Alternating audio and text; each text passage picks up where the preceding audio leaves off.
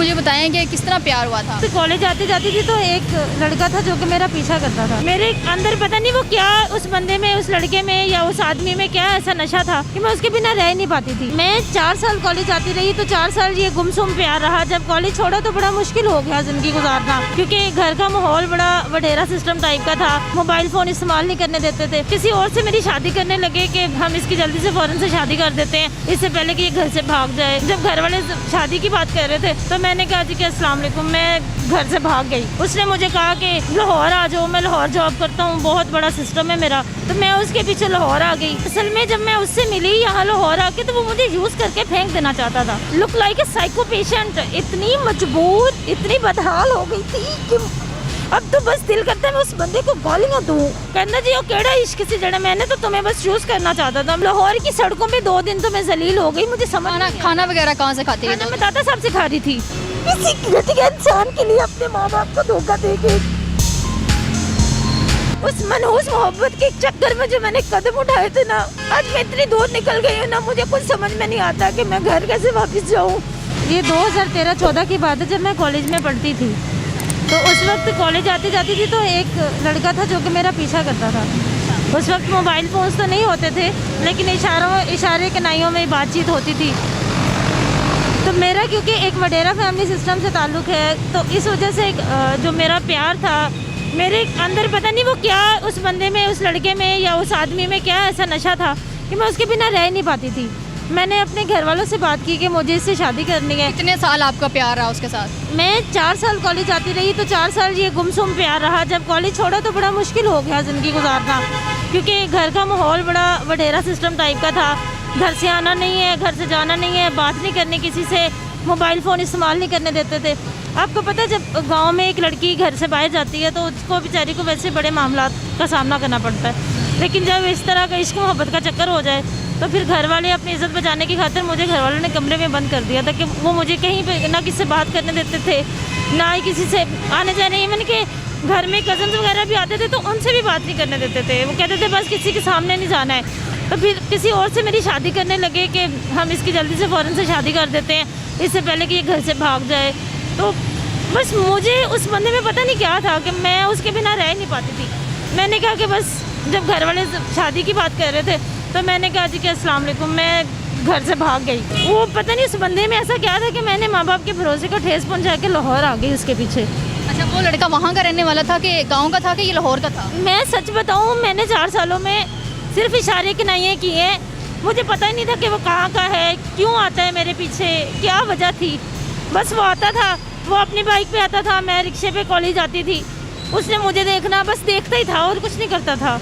उसने मेरे मतलब फ़ोन पे बात रही है और या दूर से देखा ही है, बस मिले कभी नहीं? मिले कभी नहीं। एक बंदा था दरमियान में, उसने नंबर लेके दिया। मेरे पास मोबाइल फ़ोन ही नहीं था, बस वो चिट्ठी वाला सिस्टम था। चिट्ठी लिखी, लेटर फेंका, लेटर उठा लिया, बस यही सिस्टम था। मोबाइल फ़ोन पे आपकी बात होती थी? मोबाइल फ़ोन पे मेरी, जब मैंने मतलब घर से भागने का फैसला किया कि मेरी शादी कर रहे हैं, उस वक्त मैंने घर वालों का फ़ोन चोरी किया कि मैं उससे बात करूं। उसका नंबर लिया मैंने कहीं से। उसने मुझे कहा कि तुम लाहौर आ जाओ, मैं लाहौर जॉब करता हूँ, बहुत बड़ा सिस्टम है मेरा। तो मैं उसके पीछे लाहौर आ गई। जब मैं लाहौर आई ना तो मतलब दुनिया के एक नया ही रंग देखा मैंने। जिसके पीछे मैं आई, माँ बाप को मैंने धोखा दिया। माँ बाप मिली थी आप फिर लाहौर में आके? उसको मैं मिली यहाँ पर आके। यहाँ पर तो उसकी ज़िंदगी, हालात ज़िंदगी बड़ी अजीब थी। वो यहाँ पे मैरिड था, पता नहीं उसके क्या क्या सीन थे। जब मैंने उसकी मतलब उसके पीछे जब मैं आई थी तो जाहिर सी बात है मेरे पास ना रहने की छत ना घर। उसने तो मुझे कहा जी कि आप मुझसे मिले और सारे जो आपको पता है जो मोहब्बत के नाम पे ड्रामे होते हैं। उसने आपको ये कभी नहीं कहा था कि आप लाहौर आए, हम शादी करते हैं? उसने शादी की बातें करता था तो मैं उसके पीछे आई थी ना कि पता नहीं वो मुझे कौन सी ज़िंदगी दे देगा।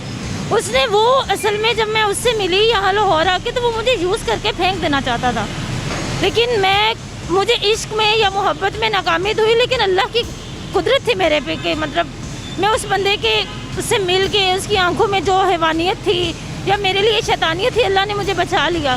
मेरे गरीब माँ बाप थे, उनकी दुआएं थी कि बस हमारी बेटी घर से चली गई है तो पता नहीं ये वापस आएगी नहीं आएगी। लोगों ने इतनी सारी बातें की, मैं खुद पागल हो गई थी। इवन मैं look like a psycho patient. इतनी मजबूर, इतनी बदहाल हो गई थी कि अब तो बस दिल करता है मैं उस बंदे को गालियाँ दूँ, बददुआएं निकलती हैं मेरे दिल से उस बंदे के लिए। तो उस एक इंसान की वजह से मैंने अपनी फैमिली, घर वाले, घर बार सब छोड़कर उस बंदे के पीछे आई। और उसने मुझे कहा कि फर्स्ट वो यार हम अपना रिलेशनशिप स्टार्ट करते हैं, तुम मेरे साथ लिविंग में रहो, फिर मैं तुमसे शादी करूँगा अगर मुझे तुम्हारी समझ आएगी। भाई I am a mad girl, मैं इतना मतलब इतनी दूर से आई हूँ तुम्हारे पीछे। You talk with me, we are living relationship. वो फिर भी कह रहा है कि मेरे साथ रिलेशन में रहो तो मैं देखता हूँ भाई शादी करनी है कि उसने कहा मैं तुम्हारे साथ अंडरस्टैंडिंग करता हूँ। मैंने कहा यार 4 साल से हमारा एक ताल्लुक है, हम बात करते थे, एक दूसरे से मोहब्बत थी, सब था, तुम तो इश्क की बातें करते थे। कहना जी वो केड़ा इश्क से जड़ा, मैंने तो तुम्हें बस यूज़ करना चाहता था, बस अल्लाह ने मुझे बचा लिया, उसने मुझे, लेकिन बस मेरा इस दुनिया से एतबार उठ गया। अच्छा, मुझे एक सवाल का जवाब दें कि कैसा फील होता है जब आप अपने माँ बाप को भी छोड़ के आ जाते हैं, अगला बंदा भी आपको रखने को मतलब कि वो इनकार कर देता है, कहता है कि मैंने नहीं रखना, हम वैसे रिलेशन रखते हैं, आप तो शादी को सोच के आई थी, तो उसने आपके साथ ये किया, मतलब वो जो सारी फीलिंग्स हैं वो शेयर करें हमारे साथ। मैं आपको एक बात बताऊँ, आप मेरी सिस्टर की तरह की हैं। मैंने जब फर्स्ट कदम अपने घर से लिया था तो आपको पता है जब लड़कियां घरों से भागती हैं ना तो बहुत सारा सोना जेवर सब लेके चली जाती हैं। आपने कुछ लिया था? मैंने घर से कुछ भी नहीं लिया था, मेरे पास 500 रुपये थे। मैंने घर से मोबाइल फ़ोन चोरी किया था, मैं सिर्फ 500 रुपये और मोबाइल फ़ोन चोरी। मेरा वो बड़ा ही एक क्रिटिकल सफ़र था जो मैंने अपने गांव से शुरू किया। लाहौर की मस्ता बसों में लाहौर पहुंची, पता नहीं मैंने स्टे कहाँ पे किया, पहली रात तो वो मुझे मिला ही नहीं। यहाँ आके कांटेक्ट कर रही हूँ, कभी दाता साहब जा रही हूँ, कभी मतलब लाहौर की सड़कों पे 2 दिन तो मैं जलील हो गई। मुझे समझ खाना वगैरह कहाँ से खाती थी? मैं दाता साहब से खा रही थी। मतलब मैं उस बंदे के इश्क में, मैं अब मेरे मोहब्बत की इंतहा देखी कि मैं उसके इश्क में इतनी पागल हो गई कि मैं मतलब मेरे पास पैसे भी नहीं है, कुछ भी नहीं है, मैं सिर्फ अल्लाह के आसरे हूँ और उस बंदे के आसरे मैंने सब कुछ घर से। मतलब जब मेरे घर वालों को लोग बातें करते थे ना तुम लोगों की लड़की भाग गई है, तो मेरी माँ कहती थी मेरी बेटी भाग कर नहीं गई है। मेरी माँ को मेरे ऊपर, हालांकि मैं उनको धोखा देकर आ गई थी, मेरी माँ कहती मेरी बेटी भाग ही नहीं सकती है, भाग के गई होती, घर में पैसे पड़े थे, सेवर पड़ा था, जो भी हमारी जमा पूंजी थी वो ले जाती, कम से कम और कुछ नहीं तो अपनी मतलब कपड़े ही ले जाती कुछ। मैंने एक जोड़ा डाला बैग में, मैंने कहा मेरी नई ज़िंदगी शुरू हो जाएगी, शादी कर लूँगी, अपनी एक हसीन ज़िंदगी गुजारूँगी। लेकिन यहाँ आके मेरी दुनिया ही बदल गई। फिर मैंने जो है अपनी ज़िंदगी का सफ़र फिर से शुरू किया। फिर मैंने एक छोटी सी फर्म थी वहीं मेरे अपने एरिया के नज़दीक, वहाँ से मैंने जॉब का स्टार्ट लिया, एक छोटी जॉब जो कि 10-15 हज़ार रुपये की थी उस वक्त। फिर मैंने अपने आप को सेल्फ मेड बनाया।